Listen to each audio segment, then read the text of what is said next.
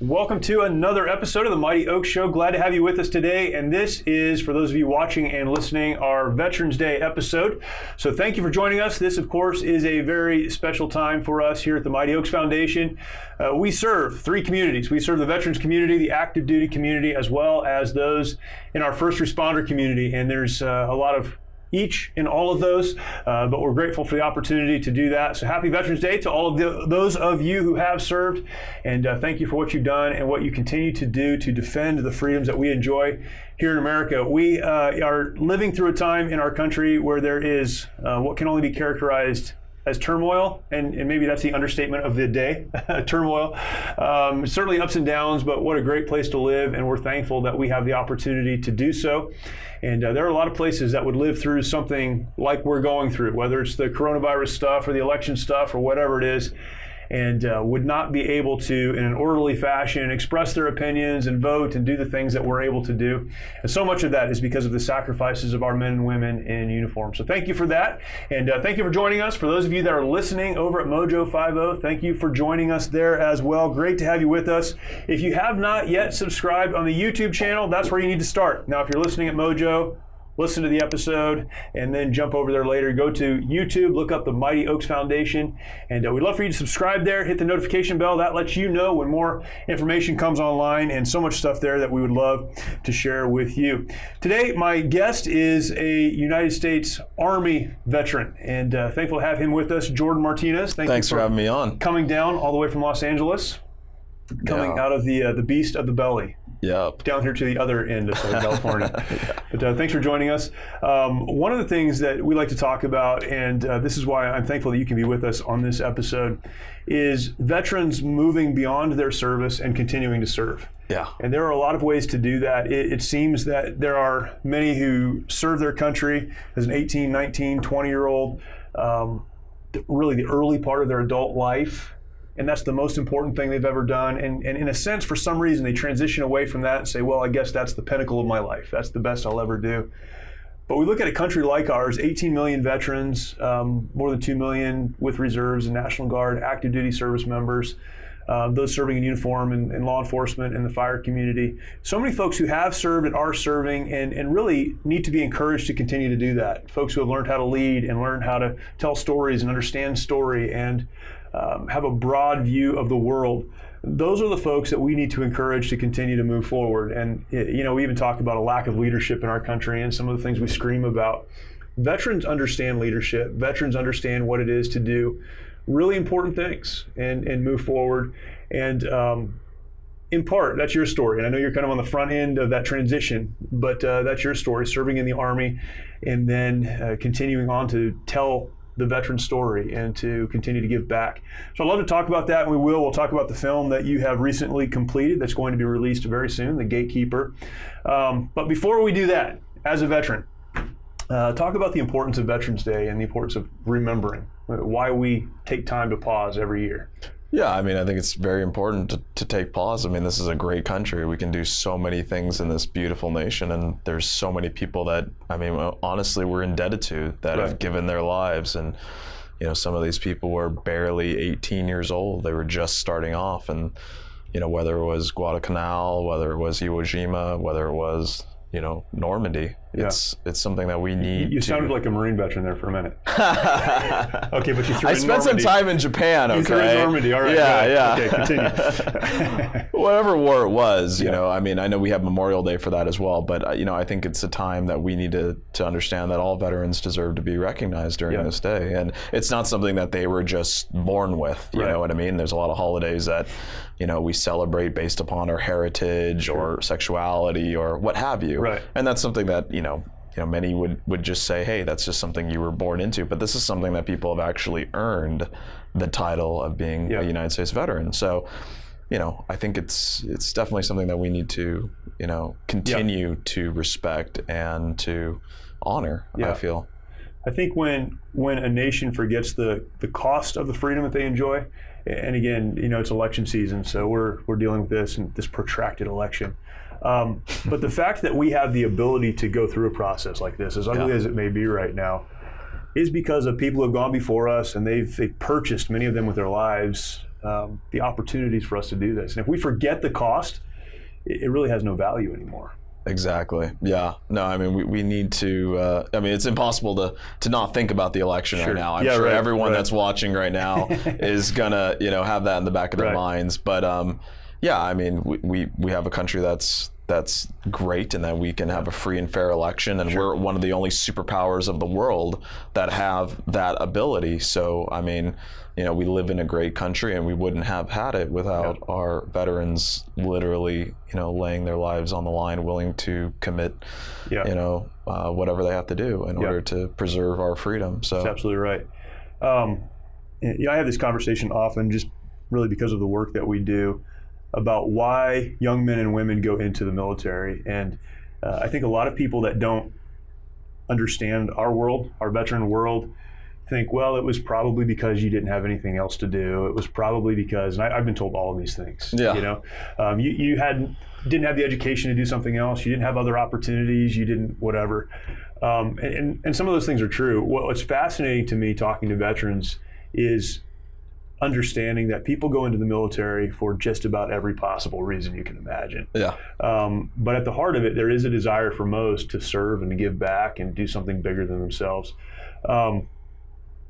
Before we get into the movie and talk about some of those other things, what motivated you to go into the military? What was that kind of driving factor for you? Well, to be honest, I mean, there's a multitudes of factors. That's always the case. It's crazy. Yeah. I can't say it's always number one, but everything is just for one reason. But I would say one of the main reasons was I wanted to serve the country. Yeah. My uncle was in the Army. My sister was in the Army so I knew at 16 years old that I was going to join the Army, actually, specifically the Army. So, I mean, I had talked to all the recruiters, I had, definitely no offense, but I definitely was like, okay, Coast Guard's not for me, Navy was not for me. Right. So I really narrowed it to... too hard. Well, I'm sorry. That's the You're last a Marine. That's You must the last be a one, Marine. I promise. No, that's actually, the last one. To be honest, I wanted to go travel outside of California. Yeah. And so the Marine Corps was like, we're going to take you down to the road to San Diego, and I was like, no, I don't want to go to San Diego. I've been to San Diego. Right. So that was actually one of the main leading things, and plus the Army allowed me to have a lot more freedom, I felt. Sure. But anyways, that's just me. But it doesn't matter on the branch that you specifically pick. I have nothing against any branch. I know the Marines have something against the Army, but that's okay. Against every branch, really. It's funny. I say this all the time. My favorite jokes are jokes aimed at the other branches of service. Yeah. But if you haven't served, you better not make a joke about the military, right? Oh, yeah. So it's kind of an inter-service thing, which is fun. Oh, I've been in the Army, and I was in Camp Pendleton for lots of training, and so I remember they would come up to our vehicle and throw a bunch of crap at us, rip-its or whatever. Jerks. So, but don't let a civilian do that, because we're all on the same side, right? No. We'd ram them off the road. That's right. I'm just kidding. No, we know it's true. But I wanted to go for an adventure. I wanted to go travel, which was my main big thing too. Yeah. I wanted to serve the country, and frankly, I wanted to deploy. I wanted to see what the conflict was like in the Middle East. I wanted to understand that. I had been around a few veterans that my sister dated since she was in the military, and so I really was interested in, it was mainly Iraq at that point. Yeah. So she dated, all sorts of military guys and older guys, and, she'd bring them around, and I thought they were really cool. I thought they were upstanding people. So I had influence, I guess you could say, through my family in some sort of fashion. And we're kind of becoming an Army family. I know you're cringing. You're cringing a little bit. I can see it. Everyone has a heritage. But that's kind of where it's going right now. My nephew joined. You said it was your grandfather? My uncle on my father's side, my sister on my father's side, and then I have a nephew on my father's side. Plus, my great-grandparents met in the Air Force as well. Yeah, that's awesome. So, yeah, very cool. Sorry, yeah. Anyway, so that was a huge thing for me. Was travel, adventure, seeing the conflict in the Middle East, wanted to be a part of serving. And, I've always really loved this country. My father would take me to Mexico once in a while. My dad is an architect, largely in Latin America. He works, and he would show me Mexico, and I would see enormous poverty, enormous things that I really started to want to expand my knowledge, and seeing that America is a great country, and that we're not we're not Mexico, sorry guys. Right. But yeah, no, seriously. And the more I grow older and the more I see the rest of the world, I do love some countries, especially Japan. I'm sure as a Marine you can know a lot about that. Yeah, there you go. But yeah, in the end, the older I get, the more I realize that this is a great country and we need to preserve it. Yeah. When you look at, we've had a lot of kind of civil unrest over the last 6 or 7 months, and a lot of it is young people. Do you think that some of that is just a lack of what you just described? Traveling, seeing the rest of the world, experiencing other cultures, and maybe a lack of really understanding what it is we have here? Yeah, I feel like I'm falling into a pit of possible politics here, but I will speak my mind. And I don't mean that politically, but I just the importance of expanding your view, No, I do agree. I think that, in my opinion, there has been just lower automation. So automation has been, I think, frankly, taking a lot of jobs. I think personally, a lot of jobs are going into different parts of the world, and so there's less opportunity for, educated individuals. I see it from the other side of the spectrum, outside of the military, and even before the military, seeing lack of opportunity for individuals that are younger, and so they become frustrated and they act out. I think, frankly, in this way, not really knowing why this isn't the economic boom of the 1950s. Yeah, sure. So I think they're feeling frustrated that they have to, unfortunately, many of them be dependent on their parents, be in debt. Right. So I don't think it's frankly all their fault that they haven't seen the world and et cetera. I think a lot of people have seen the world, and with the access of the internet, they can understand everything. I could go on the gym today and I can go running in New Zealand. Right. I'm just saying that, our eyes are a lot more open, but I do think there has been sort of an insidious anti-American ideology that has sort of been creeping over generations. And I think it started in Vietnam. I think it started in the divisiveness in that era, and then I think that never really died after Nixon. So I won't go into current times because I feel like I'm stretching on hot water, especially and for right me, now. It's not even, at least in this conversation, it's not a left or right issue. I think a lot of, again, this is my opinion, I won't ask you to agree with it, but a lot of the frustration young people are experiencing is a perspective issue. Is they see what's right here because of maybe it's lack of economic opportunity, maybe it's other things. But one of the things the military did for me, so I'll use me as an example, is it really opened my eyes to what it means to work hard, to take responsibility for myself.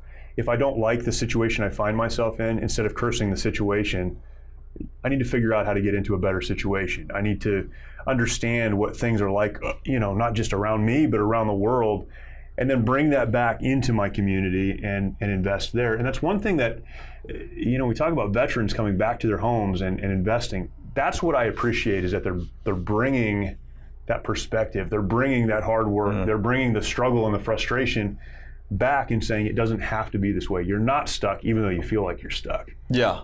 Yeah, and I think there's a lot of opportunity there. Again, politics play a big part of that, but even beyond that, I have young adult kids, and there's a part of me that wants them to experience struggle and know what that feels like, so they can, move forward in a positive way. I agree. I think that the military does add a tint of, strength to an individual, also accountability to an individual. You take the blame no matter what, even if it's somebody within your ranks that really did it. Right. Yeah. But you have to be responsible. Yeah, you take the blame no matter what, and these are things that aren't necessarily fair, but the world is not necessarily fair. That's right. And I think you learn that in the military, and I think a lot of people who don't learn those traits, and I think in the military you learn that very fast. Even in basic training, just hypothetically, you're going to get smoked for something that somebody else didn't do. You're going to get, I mean, yeah, they're going to flip you from the bunk,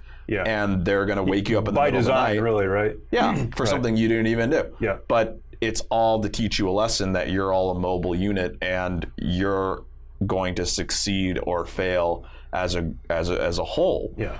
And I think that's what America is kind of like. I think we either succeed or fail as a whole.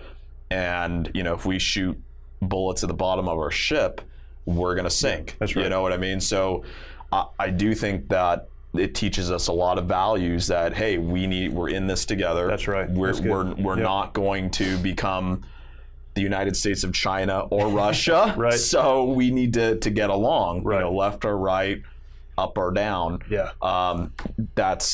We have to learn to live together. Yeah. I love that. We had a good friend of our organizations is Sergeant Major Carlton Kent. He's a 16th Sergeant Major of the Marine Corps.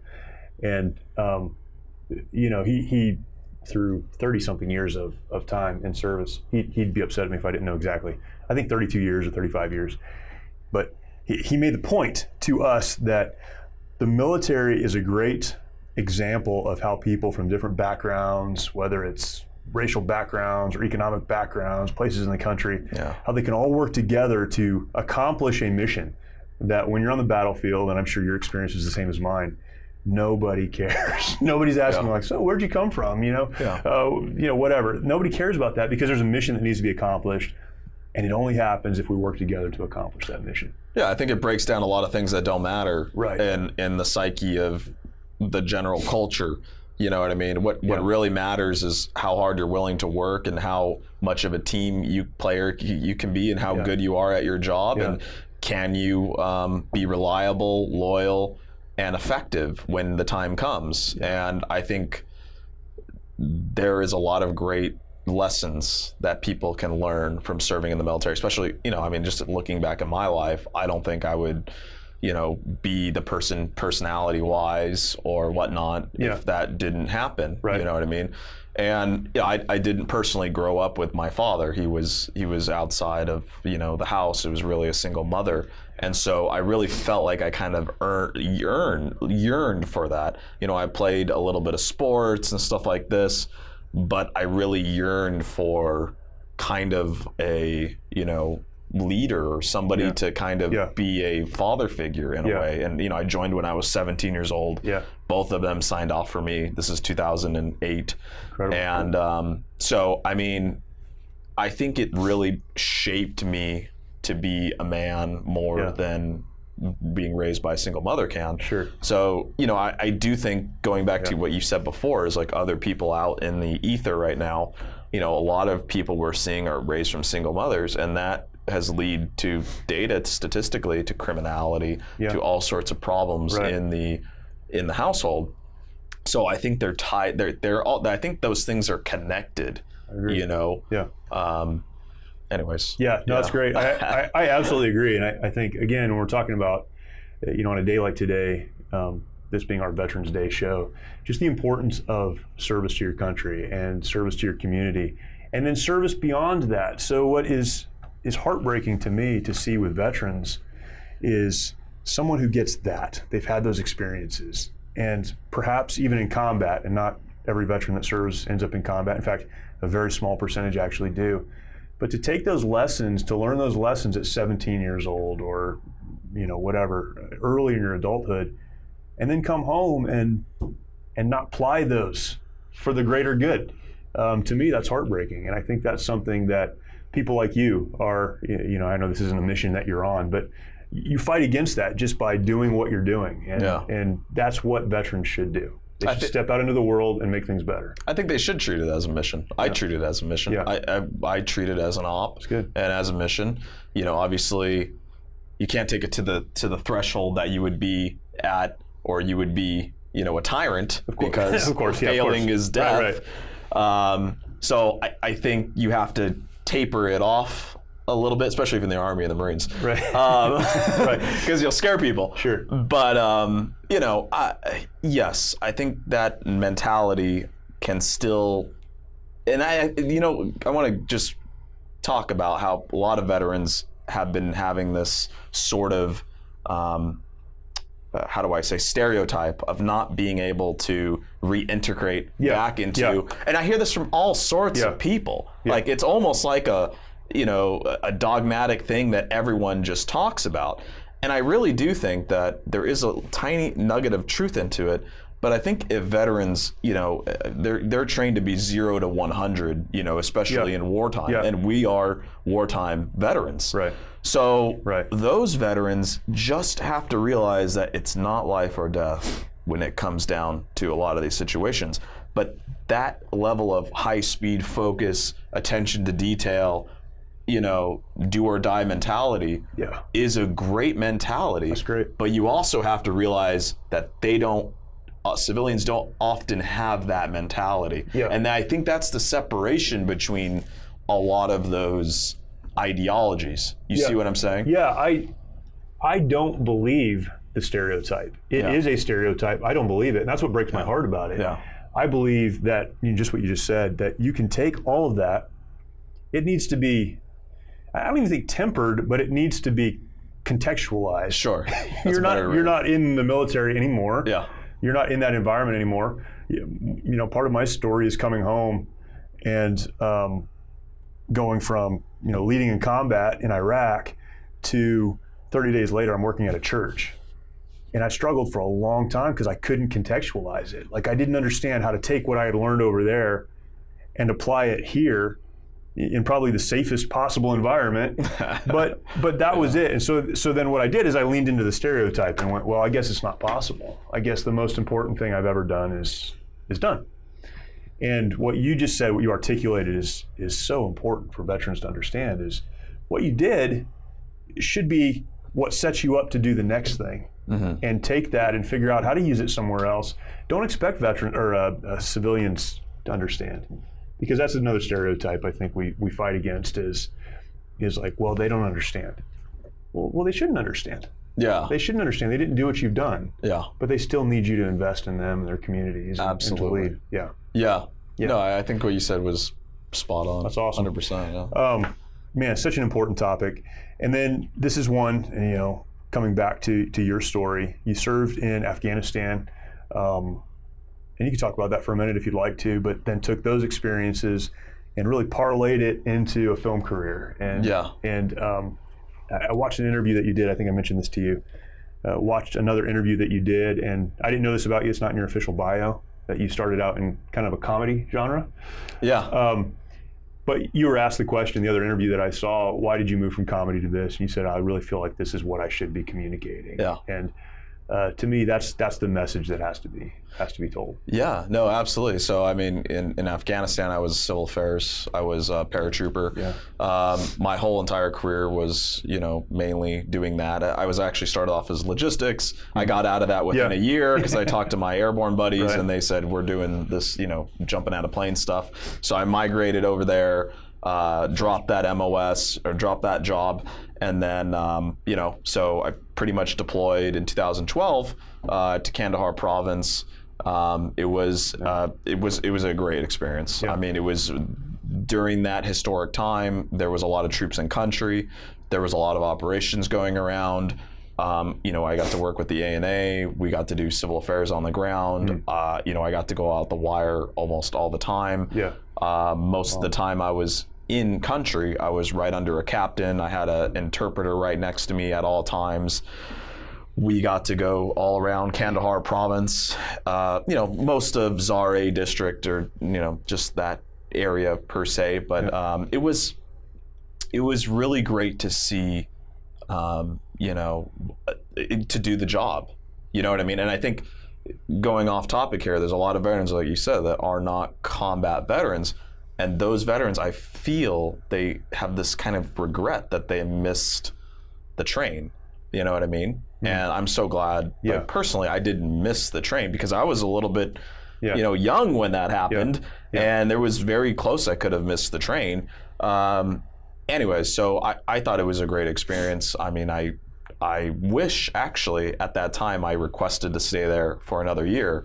In Afghanistan? But at the time they were down drawing and everything like that. And now I hear that the whole place is pretty much gone and it's all handed over to the ANA. But no, I mean, it was a really unique experience to be able to do what I did and have the access to go into strikers and go around and do a bunch of types of missions. So I feel very thankful personally that I had the experience that I had and learned and got to see how the governments and the intricacies of that got to do. So I feel thankful for that. And taking the information that I had within that to put it into a military type of career field was I got introduced to this veterans and military entertainment organization while I was at Cal State Fullerton doing my undergrad. And I realized that there's a huge network of veterans in the film industry. And that we would, hang out, we would go to the American Legion, we would, drink, we would connect each other, we would do all these cool things. And then that started to fall apart because, they kind of wanted to go more towards a, virtual direction, and the leadership changed, but it was a great organization at one time. And that's how, I pretty much made a lot of connections that I needed to be able to get the experience and get on set. So from there, at one point, I got the opportunity to work for production. So I was doing background stuff, military stuff, SWAT, all the tactical stuff. And that helped me get connected into the production side. And during the production side, I realized real quick that I needed to get educated properly. In my undergrad education at Cal State Fullerton, which I had for communication/film, just wasn't cutting it for me. So everyone told me, hey, you need to go to USC for your MFA. That's a great idea. They do pretty good at USC. Yeah, I mean. They do okay. Yeah, I mean, I didn't know much about their film program until I went, and I was like, wow, this is a great program. That's so, awesome. The military trains you how to navigate around the bureaucracy. I think that's so important with, you know what I mean? Because everything is a bureaucracy. And so USC is an enormous bureaucracy. So I was trained by the best how to navigate around loopholes and, overregulation and stuff like that. And, the connections that I had, they helped me make movies. They helped me with resources. They helped me with, and the Gatekeeper is really obviously an accumulation of all my connections that I made through Hollywood, that I made through USC, that I learned through 4 years at USC. And it's really an accumulation of all those things put together, plus a lot of money. So, I mean. That's always a factor. Yeah, exactly. So you got the experience, you went to school, you got the education, you got the training, and then decided to make this movie, The Gatekeeper. Yes. Can you talk about the genesis of that and how the story developed and where that came from? Well, it actually came from my first film I actually made at USC. So the very first film, I had this idea of essentially, I'm going to try, how do I say this without ruining the film, but essentially a soldier that is trying to, it's kind of like, let's say American Sniper meets Inception. How about that? Okay. Let's just say all that. Right. So it's very much like those two together. And, I wasn't seeing, after I made this little short film, it's only a 5-minute film. So USC, how they do it is they give you this little 5-minute film to make. And I made this little 5-minute film and I realized it was not good. But it gave me the idea from, just from making this film and seeing how everyone reacted to it, that I was going somewhere with it, because everyone thought that the concept was really strong. But I didn't have the resources, the knowledge, and all that stuff at that time. This was in your first year at USC? My first year, exactly, So it's essential. I made The Gatekeeper the first year at USC, so it's been in development for well over half a decade. So, no kidding, wow. So I mean, I realized really quick that nobody at my school was making military films. It's only a small handful of guys that were selected to go to USC that were former military. And even smaller of them, were combat veterans. There's only 3 that I know that have graduated from the school within the last 5 years. And anyway, so the point is, I knew that was the direction that I had to take, because all those people are going to be the next filmmakers and they're not doing any military stuff. And I'm like, well, I need to do it. I mean, that's kind of my calling, right. Or nobody's going to do it. Right. So right. And it's important to note along the way that when you talk about military movies, you're not talking about, a movie with a lot of explosives and it's that super like guy movie that has no story and doesn't mean anything. What I've seen and what I've read of what you've created is it's a military movie, but it tells a real story. Mm-hmm. It has a purpose, and you're communicating something through that. It's not simply, like the blockbuster film type of thing where the more you can blow up, the better it is. It's a real story that you're telling and communicating. 100%, 1,000%. Yeah. Not only is it a real story with things that I have particularly seen, but it is also with the explosions too. Yeah. Now, there is action in it, of course, but there's the spectacle part of it, and then there's the narrative part of it, and there's the thematic part to it. Yeah. There's everything that we need to be a movie that can actually reach veterans, and it's authentically made enough, because I know we will rip things apart because we're trained to be attention to detail. Right. And so I have to be attention to detail in order to get the message across, because it will pull veterans out of the movie. I mean, that's just what it is. Military movies are expensive to make.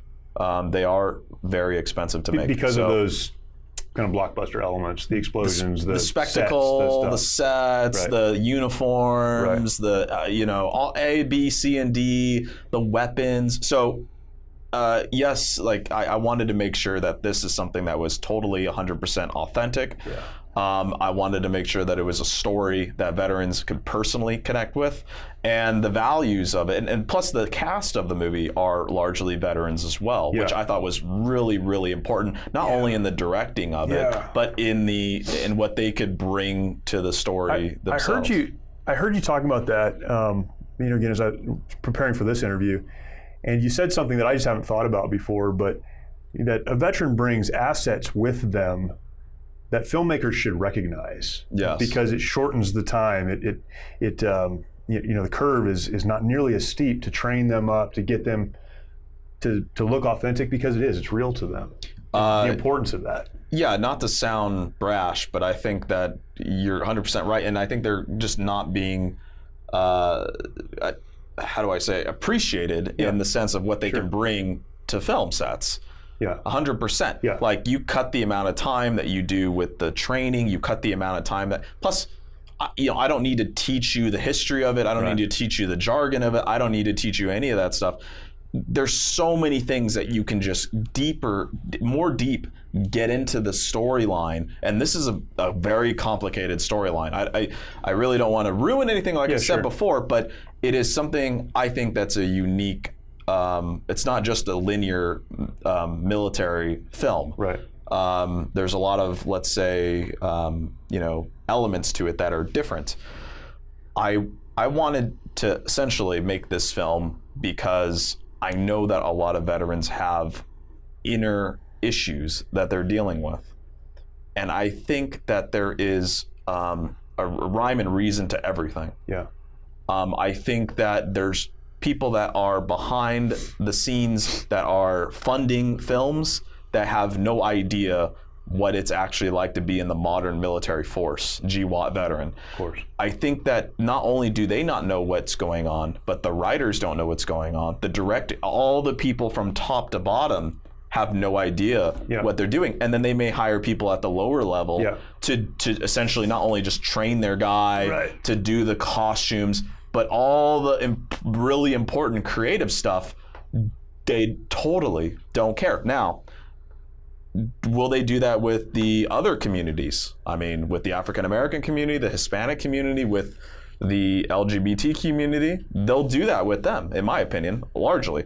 They'll allow them to enter in and to tell their own stories. And but to not veterans largely. But they won't allow veterans to do that. And we earned that title. Yeah. So I think there's a huge disconnect, in my opinion, and there needs change, because there's a lot of veterans that are suffering out there that need positive messages, that need messages that can connect them to why they feel certain ways. I'm not a veteran that needs, I'm not somebody that's in this sort of depression kind of feeling, but I know there's a lot of veterans out there personally that I know that have this, and I have reached out to them. Our main lead veteran in the film, his name in the film is Russell. The actor name is Chris Libero. He is an Army combat veteran, Iraq. He was also a SWAT officer that got stabbed in the line of duty, not serving as SWAT at that time, but he was essentially hurt as a police officer. So, I mean, his story is amazing. I wish he was here right now to tell it himself. I might be kind of butchering it, but he knows so much, not just about the military, but the psyche of it. And he had his own stint with suicidal ideology and with depression, being a post-traumatic stress veteran. There's a lot of these veterans that are out there, and a lot of them are taking their own life. I believe it's 3 times that of a civilian that is taking their own life. Now, a lot of these veterans, now some of them didn't even see combat. Didn't even see combat, and they're still taking their own life. That's a huge problem. That's a problem that we, I think, as a whole have to address. We can't rely on the government to do that, but we need to be able to be heard. And the media is super powerful. We must know that. It's pretty powerful. It's super powerful. Yes. And we're not getting, I think, any sort of recognition into telling our own stories. Now, I think it will change over time, and they will see that. Sorry about that. They will see that it's profitable. There was a movie. I don't want to talk about a whole bunch of different other movies, but there are other movies coming out that are slowly but surely pushing these thoughts and these ideas that I'm having. So I think over time it will change, but I think we do need to tell stories that are going to be able to attack this epidemic of soldier suicide, depression, and get them to thinking, hey, you're not just like what General Mattis said, broken. You're not broken. Or whatever.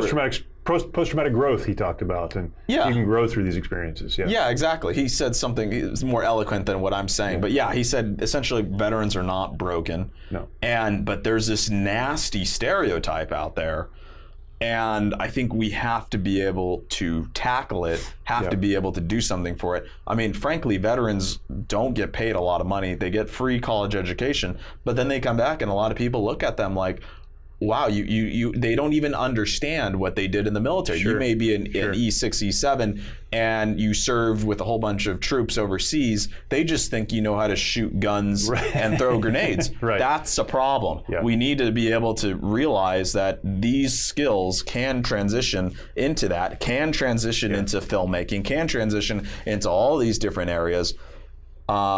So I think together we can do something about it. That's awesome. And so a couple things, man. You said so much there. That was good. One is just often people look at military movies and it comes off as inauthentic. And I think part of that is because the folks who are trying to portray these individuals and deal with these complicated emotions that frankly no one really understands. And so they're trying to deal with it. They're doing the best they can to convince others of that, but it just comes off as inauthentic. So having people in that role that can draw from their own experience is huge. Veterans telling their own stories is incredible. And then the third part of it is veterans telling their own stories in a positive way. Going back to what you said earlier, there's this stereotype that veterans don't have a place to serve in their communities or outside of the military. And the fact that men and women have served in combat or just in the military apart from combat and have dealt with things, that should be communicated in a positive way. And so much of it is not. It's the broken veteran trying to struggle through life story. And I don't think that's helpful to our community for sure, but it doesn't communicate well the vast experience and opportunity veterans really bring to the table. It's a media idea that has been embedded into the culture. I personally love Platoon. It's my favorite war movie of all time. Happens to be made by a Vietnam veteran, right? Oliver Stone. I think the movie is incredible. I think it is absolutely a masterpiece in my opinion, and it won the Academy Award and made all sorts of money. I think we need to realize that we can repeat that sort of success. We have a whole brand new bunch of veterans, GWOT veterans, and they are more than willing and eager to tell different types of stories. It doesn't have to be just Chris Kyle and Latrell of course. and all the Navy SEAL stories. Of course. It could be the ones that are not as high profile as those individuals. Yeah. So, yes, I think there's a total miscalibration of you're either, almost a Medal of Honor recipient, or you're living under a bridge somewhere. You're living under a bridge, exactly. Right. There's no in between. There's no being represented of the majority, and so that's what the people believe that aren't connected to the military. So I do think it's a problem with the culture, and I do think the only way to change or help move it in a more progressive direction for our future veterans, because guess what? People don't want to be in the military anymore. Right. Like, I mean, because of the stories that are being told. Because of the stories that are being told. I'm going to go in there, I'm going to be all messed up. Yeah. So it's super actually negative to our own country. Yeah. It's like PSYOP. So, I mean, I work with PSYOP a lot. Yeah. We have to fix this propaganda, in my opinion. Yeah. It's great. And veterans are the only ones who can do that. A friend of mine is a guy named Matthew Marston. I don't know if you know Matt Marston. He's an actor, director, writer, producer, and a good friend. And he has recently made a movie about a veteran coming back from war and struggling with some things. But it's this very hopeful movie. It's awesome. And I asked him, he's a British actor, how did you come to understand this the way that you do? Because most people don't. One of the very first big films he's on Black Hawk Down. And he said most of the Rangers that were there, the actors, were Army veterans. And he said, I spent time with those guys and they helped me to understand what it really means to be a veteran, what it really means to serve, what it really means to be an American. And he broke that down. And I thought, man, only a veteran can do that. And so now he's trying to pour that back in. And I think that's exactly what you're talking about. The only people who can deliver hopeful messages about America and service and what it means are other veterans. Yeah. Which is so important. Yeah. If we allow them to continue this narrative, we could see a lot of bad things in the future. So I do think we need to all, the ones that want these stories to be told and want to be able to change the culture, we have to be real and understand that the power, a lot of it is being held in the media. Yeah. And that's one of the reasons why I wanted to be in filmmaking when I was a young child. Yeah. But when I started realizing from my experiences in the military, working alongside PSYOP, CA and PSYOP are around the same sort of branch, and understanding that so much of it is controlled on what people see, hear, read, especially in the Middle East. So, yes, we have to, in a way, sort of fight back against these stereotypes. And everyone's doing that. The African American community is doing that. God bless them.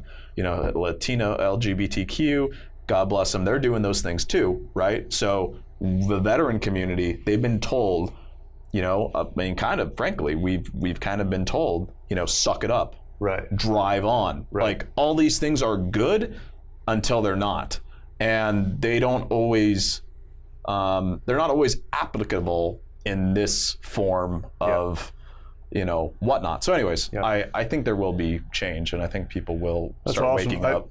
I'm really, I'm glad to hear you talk like that, and to understand that, but then do something about it, which is incredible. But the time we have, let's talk specifically about the movie, where it's going to be, what you hope to accomplish with it. Talk about the film specifically, because it's coming out a couple of days. Yeah. Well, like I said, it started way back 5 years ago when I initially came up with this idea, and it's essentially about a story about Russell. He's a retiring Army first sergeant, and he just got back from his first deployment. This is the beginning of the Iraq War, and he's about to retire, but he gets sort of sucked in for one last push. He doesn't want to leave his men. He doesn't want to see them go overseas. They've never been deployed overseas before. He has, came in from a new unit or whatnot, and so this is a lot of the backstory that you probably won't see in the movie. But anyways, there's this other sort of world that's going on in the back of his head. Every time he essentially is in and out of consciousness, he's being pulled back into, whether it's a flashback, whether it's something else, by watching the movie, that's sort of plaguing him. And his wife is sort of telling him, hey, you need to get out of this. You don't need to deploy. You don't need to go there again. Right. Let's go retire. So he's right there in that thin road where he's being pushed back and forward in direction between choosing family and country. We have a bunch of different other soldiers in there that are going to remind you of soldiers that you've served with. You're going to have the weak ones. You're going to have the strong ones. You're going to have ones that are, good leaders, and you're going to have ones that are potentially bad leaders. And I mean, that's in every single unit, I'm sure. And when he goes into this other world, he starts seeing things that parallel with the choices if he would have made it the other way. Yeah. So it's really the ultimate choice, like military career, family career, and then he starts getting essentially kind of these ideas of, hey, well, if I would have made that other choice, this is the world I potentially would have seen. Interesting. So a little Inception-y, let's just say that, without taking on too much. But there is a lot of special effects in it. Yeah. I was thankful enough to have the help of a visual effects supervisor from John Wick 3. One of the great ones. One of our favorite movies around here. Yeah. His name's Robert Niederhorst. Nice. So I'll name drop him. Nice. That's awesome. I also pre-visualized this entire movie. So that's something that I mentioned before in the other interview, but pre-visualization is super technical. It is essentially making the entire movie in a digital world. It's essentially like a video game of being in a three-dimensional free mode and recreating the whole sets, everything. And I didn't do it alone, but we essentially did it just like Lord of the Rings. I mean, So you're not guessing when you go to film something. You've already experienced it. When I go there, to film it, I have the entire video on my phone of exactly which shots, and then I cut it into which order I'm going to film it. It's like an op. We filmed where they did American Sniper over at Blue Cloud Movie Ranch. It's not cheap to film over there. They film Iron Man over there. They do SEAL Team over there.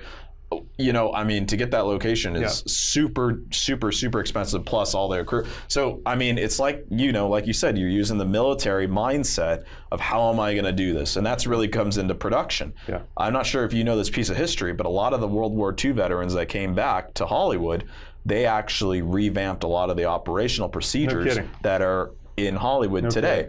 Shoot, move, and communicate is the same thing that Hollywood does. So don't let anyone tell you that veterans don't have a place in Hollywood. They absolutely do. But there's only a certain amount of jobs, and those people do not want to give those up. So that's a whole nother story. But I had the whole pre-visualization there. I was told that I couldn't do it. I was told that the budget would have been 3 times what I was able to get it from. I called in every single favor I possibly can. I had great help from Eastern Costume over in North Hollywood. They really, really helped me out. They're a great, great company. They provided all of the uniforms and everything that I possibly needed to be authentic over there. They are the best in the world. So the movie does take place it's a period piece. So it is all BDUs. There is all that, stuff there. So there is lots of explosions in this film. There's tons of, there's some green screen shots. There's, there's stunts. We actually had one of the SEAL team stuntmen do one of the rappelling for this film as well. So, there's all sorts of stuff that's going on in the film. We actually filmed at the Veterans Affairs in West LA as well. So they let us film on that cemetery over there. Yeah. So there's a lot of help that came from the veteran community to make this film. It would have never been possible ever without not only the crew mainly being veteran, the actors mainly being veteran, and the help of the entire community to make essentially, the budget come down a third to be possible to being made. Yeah. Incredible. Wow. When you start out to do something like that, do you have, other than finishing the project, do you have an end in mind? In a perfect world, this is what I hope to see happen. Trilogy. Yeah, it's a trilogy. I have the screenplay written, and we're for the feature version of it, and it's already being close to being budgeted and moving on to the next step. So I won't say too much about that, but there is a high likability of it becoming a trilogy very soon. So there's that. Yeah, I mean, I want to go all the way with this project. I think a lot of people have interest in it, especially after they see it, and I think they understand it. I mean, it speaks volumes within the culture that is the military, that is not really seen in films. Yep.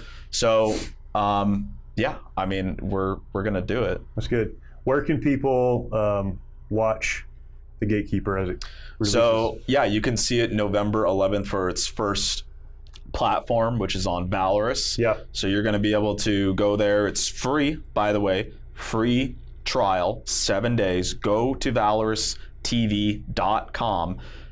There's tons of other content there. There's going to be other content there. Yeah.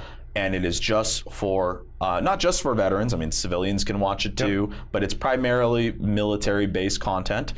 I would, definitely go there. Yeah. There's Valorous, to say something about Valorous, they're an incredible supporter of ours. And, one of the other content pieces that's there is the Mighty Oak Show. This show is on Valorous, as well as, I think, like 3 years of this show. So they're incredible platform. Absolutely. I've said this several times, but if you're not subscribed to their service, because they have a pay service and they have free content as well, you just need to if you love America, because they're doing some stuff that no one else is doing. Absolutely. Yeah, definitely. Yeah. So check it out. That's awesome. And we'll drop all that information about you and the film, of course, in our socials, and make sure everyone has access to that. Where can people that want to follow you and the work that you're doing and the upcoming work, where's the best place for them to follow you? Instagram, Jordan Michael Martinez. Yeah. That's the best place. Go to the Gatekeeper2020.com. But yeah, social media. Jordan Michael Martinez is all my social media. So we'll get that out there too. Man, I really appreciate you coming down and talking about this. Thank you. Thanks for having me. Yeah, it's been a pleasure. Look forward to spending a few minutes together and talk about what veterans talk about, I guess. Yeah. Crack a beer. Talk about the election. We'll talk about the election. We'll talk more about the election, because that's what everybody's talking about. But man, I appreciate it. And go check it out. Go watch the film. And again, I've said this many, many times on this show. We need to support veterans who are doing important work and really pushing forward the right narrative, because there is a right one, and we need to support that. So thanks for being with us. For those of you that are listening over at Mojo50, go check out the YouTube channel. Would love to have you there. You can subscribe, hit the notification bell, like the content, share the content out, and we'll get that out to as many people as possible. Again, thanks for watching, and we'll talk to you next time.